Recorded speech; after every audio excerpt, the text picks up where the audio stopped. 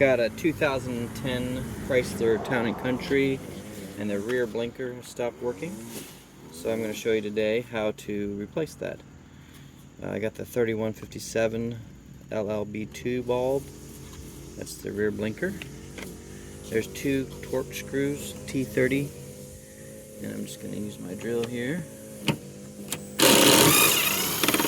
Loosen those. Got that one. Come down here.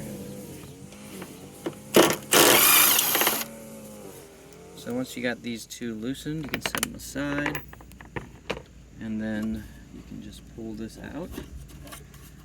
I've had this van for 5-6 years and I've never taken it off, so there's probably some debris. So you got your two electrical connections here.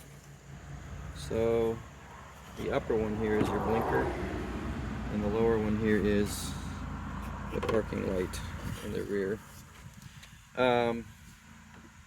So the reason I knew that the blinker was bad was because of the fast blinking that occurred in the front when I flipped my breaker or my blinker, and so that's what the evidence was. And here is where I want to take it out of. Let's see here. So that's the old one.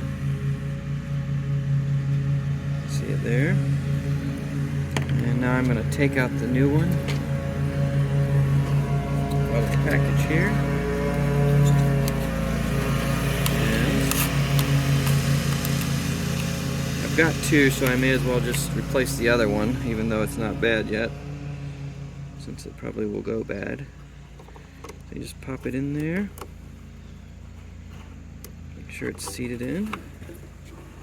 And then gonna pop it back in there, give it a quarter turn, and it'll be locked in. So then to put this back in, you got these pins here. These two pins will fit into here and here. Slide that in.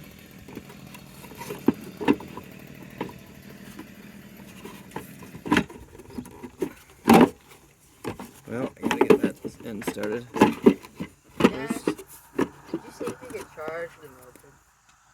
And you slide it in, and then you put the torque screws back in.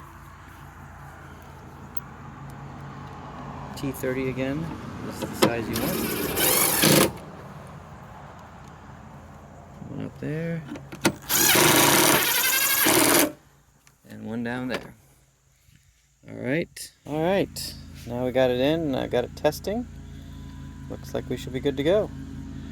So again, you want the 3157 LLB2, and this is a Chrysler Town & Country 2010. Thanks for videoing.